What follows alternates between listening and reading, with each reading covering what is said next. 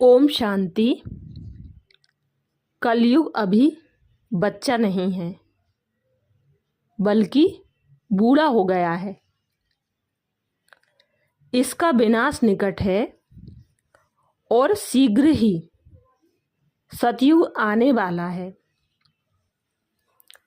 आज बहुत से लोग कहते हैं कलयुग अभी बच्चा है, अभी तो इसके लाखों वर्ष और रहते हैं। शास्त्रों के अनुसार अभी तो सृष्टि के महाविनाश में बहुत काल रहता है, परंतु अब परमपिता परमात्मा कहते हैं कि अब तो कलयुग बूढ़ा हो चुका है।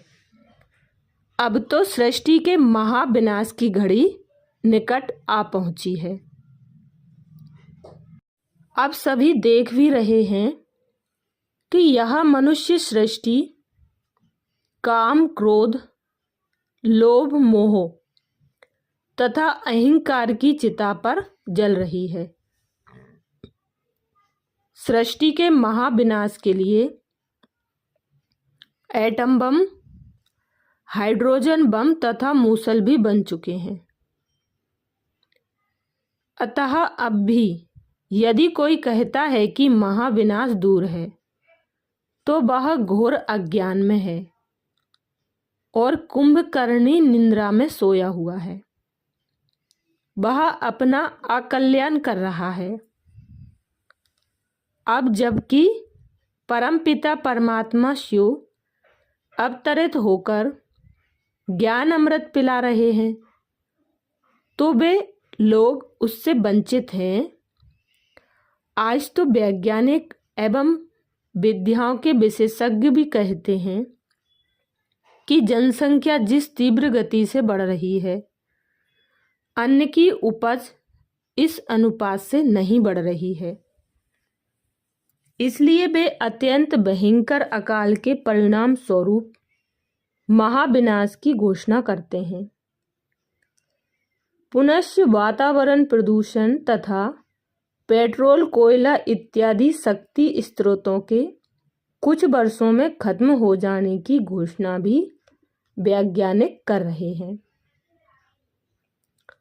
अन्य लोग पृथ्वी के ठंडे होते जाने के कारण हिमपात की बात बता रहे हैं। आज केवल रूस और अमेरिका के पास ही लाखों टन बमों जितने आणविक अस्त्र हैं। इसके अतिरिक्त आज का जीवन ऐसा विकारी एवं तनावपूर्ण हो गया है कि अभी करोड़ों वर्षों तक कलयुग को मानना तो इन सभी बातों की ओर आंखें मूंदना ही है।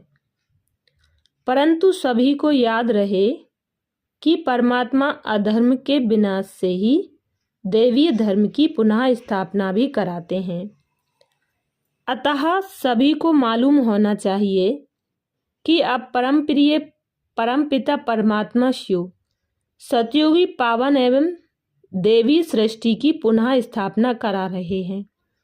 वे मनुष्य को देवता अथवा पतित को पावन बना रहे हैं। अतः अब उन द्वारा सहज राजयोग तथा ज्ञान यह अनमोल विद्या सीखकर जीवन को पावन, सतो प्रधान, दैवी तथा आनंदमय बनाने का सर्वोत्तम पुरुषार्थ करना चाहिए। जो लोग यह समझ बैठे हैं कि अभी तो कलयुग में लाखों वर्ष शेष हैं, वे अपने ही सौभाग्य को स्वयं लौटा रहे हैं। अब कलयुगी सृष्टि अंतिम श्वास ले रही है। यह मृत्यु शैया पर है।